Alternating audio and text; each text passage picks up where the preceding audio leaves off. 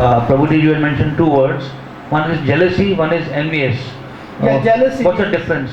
I did say it. I'll say it again. Yeah, but I couldn't. Yeah, I'll repeat. Jealousy is when you would like the things somebody else has. You're jealous of the things he has. A car, a nice kurta, a nice car, whatever he owns, possesses. When you're envious of the person having those things. You don't want him to have them. So it's a sign of hatefulness of the person. So, for example, I have nothing against the car so long as it's mine. But if it's yours, then so that's envy. Don't want somebody else. Or sometimes somebody says, I don't mind her, him, everyone has, but not you. That's envy. So, distinctly, it's not jealousy that's taking place with Krishna. It's envy. We have envy, but that's why we're here. We want to be the enjoyer. Anyway, that's another story for another time. Why we want to be enjoyers. Yeah. Thank you. Prabhuji, that I have confusion in this, as you made this. If you don't have faith and envious, if somebody, as I understood, if somebody is not having faith, means he's not interested, or something like that. So how we can connect to this enviousness? Just if he's not interested, then he will leave it. See, the program of the Bhagavad Gita, it has some requirements to benefit from its program. And that program means you have to have faith in what you're going to do. In other words, it's dependent on that faith, your belief, your trust. Your trust. You're not having any doubts. Okay? The thing that kills the success of this program is the doubts. So having faith means having no doubts. It's a bit like a child trusts his mother and father. He trusts them. So if we have that trust in Krishna, that's very good for the person following the path of Bhagavad Gita. Otherwise, he's not a candidate. You see, unless you become like Arjuna, who says, my Lord, I trust you, I surrender to you. Be my teacher. So it goes back to the question, did you do like Arjuna? If you didn't, then you're outside of the Bhagavad Gita. Right? And that's when, so for example, scientists, we don't preach to them with the view that they've surrendered to Krishna. So we say, well, you're not the body. You see, we're just speaking of non-envious knowledge. Knowledge without the attribute that is coming from the supreme, beautiful personality of God. Because the scientist, he won't go down that path. He doesn't want to know who is the source of the knowledge. Oh, that's your idea? You're not the body? Well, no, I say you are the body. Yes, the chemicals, he thinks there are things that determine your identity with the body. So he won't accept this as a basis. Well, you know, Krishna says you're not the body. Oh, well, good luck to him. So he's not interested. But the wonderful thing about Bhagavad Gita is, it does have an aspect. Without Krishna, the knowledge is applicable, even in secular society. So that's one of my programs I wanted to do, was to present Bhagavad Gita in a non-believing situation. In other words, you don't have to be a devotee of Krishna, but you're not the body. Even then you're not the body. Not only the devotee of Krishna is not the body, but the non-devotee is also not the body. We'll talk about it. See? Bhagavad Gita has that knowledge. Very interesting. Oh, I mean, who can deny? Right now, we're dismissed from all the schools and colleges, including some of our own schools and colleges, of teaching this as a genuine scientific discipline, because they think it's faith-based. It is not faith-based. The life of a devotee is faith-based, Shraddhavanta. But the truth of it is not dependent on faith. The sun shines for the atheist and the theist. There are principles which apply. Is that okay? As you were mentioning that if you allow somebody to speak as a preacher, that you are defeated. That point you mentioned. Like, as we know that if that person to whom we are discussing is not worthy of speaking, or he is not having faith, that we have to leave or allow him to speak and just leave that place. So how we can take this point? Yeah, you're not supposed to tell him the knowledge which requires faith when he doesn't have it. That's an offense. Ninth offense to chanting the holy name is to preach to a faithless person the glories of the holy name, which requires faith. But you can tell him you're not the body, you're the spirit soul. This is not your home, this temporary world.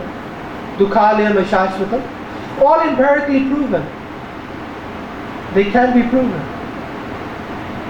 You can show me where it's giving sukhalayam. There's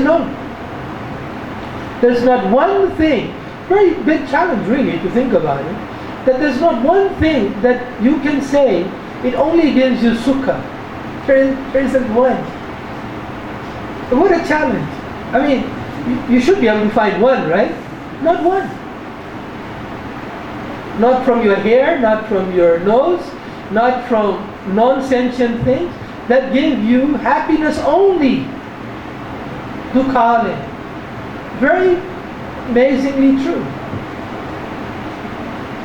You're not the body. Everybody's not the body. Not the cat, not the animal, not you, not the tree, not the white man, not the black man, not the rich man, not the poor man. The rich man likes to think I am the body.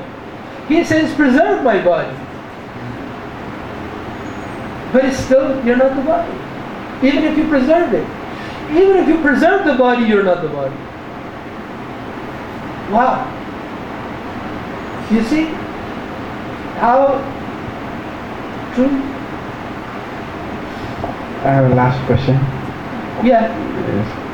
Yes. As you mentioned, as Prabhupada said that not to add, not to subtract for his books and all. So as I heard that we have these editions of in Bhagavad Gita as like the even in here also we have different Bhagavad Gita.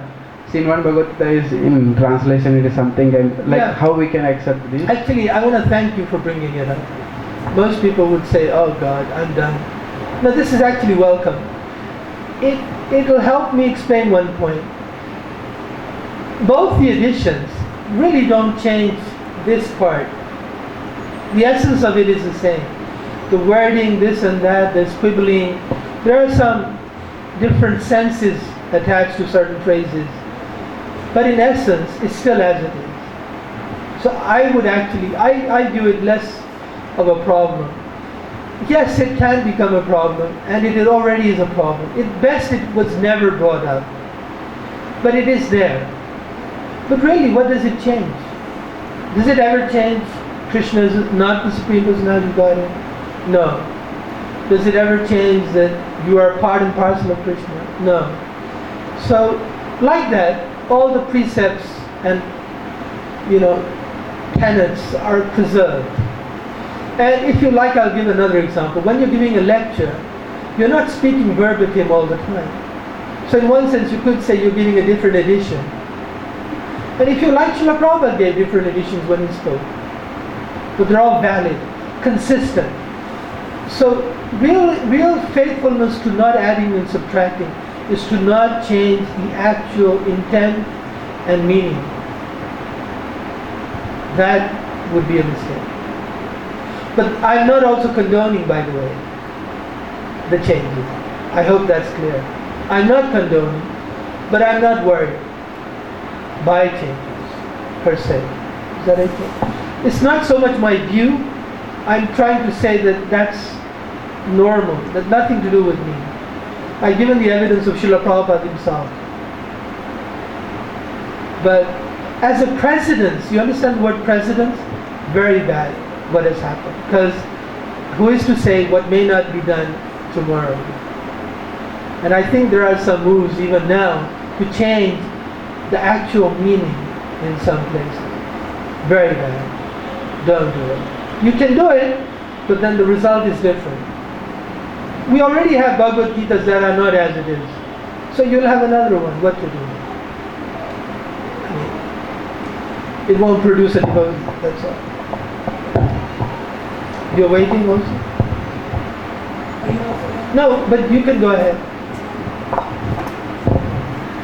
I personally miss the poetry of Hayagriva, the poetic rendition. Yeah. Anyway, can I make a comment? Please. So, I guess because I feel that it's very applicable to all of us, and you went over it very emphatically.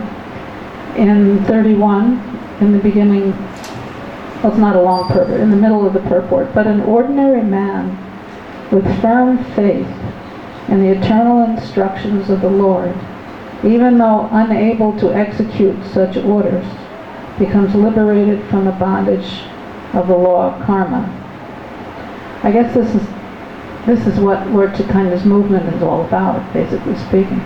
But there's a very similar passage in the purport of Prabhupada's purport in chapter 13, verses 8 through 12. And the paragraph begins with simplicity means, and then further down Prabhupada says, because a bona fide spiritual master is a representative of Krishna, if he bestows any blessings upon his disciple, that will make the disciple immediately advanced without the disciples following the regulative principles. Thank you very much. That's a very apt...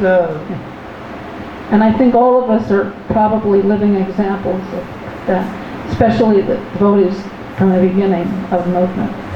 But No, I think it's very good, though. Very good. Thank you. Very apt. Very appropriate. Bring the mic.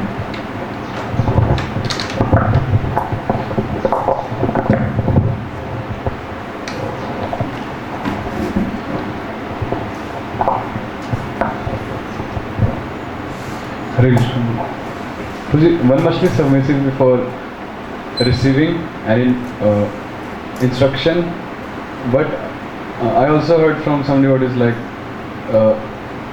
one may impart instructions, like some devotees term it as free advice.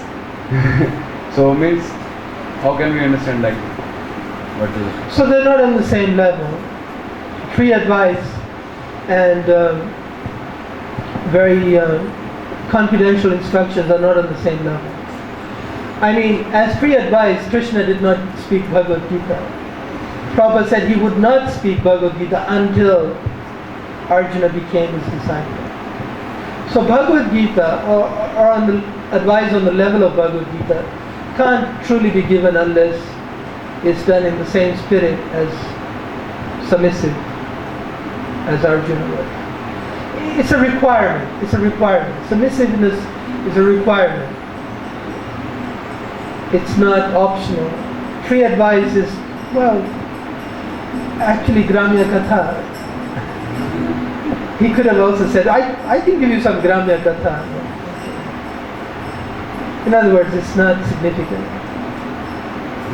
And then I heard from a devotee, he gave example of a person trying to row the boat, but the anchor, it was in the... Yes, yeah, Bhaktisiddhanta Saraswati Thakur's example.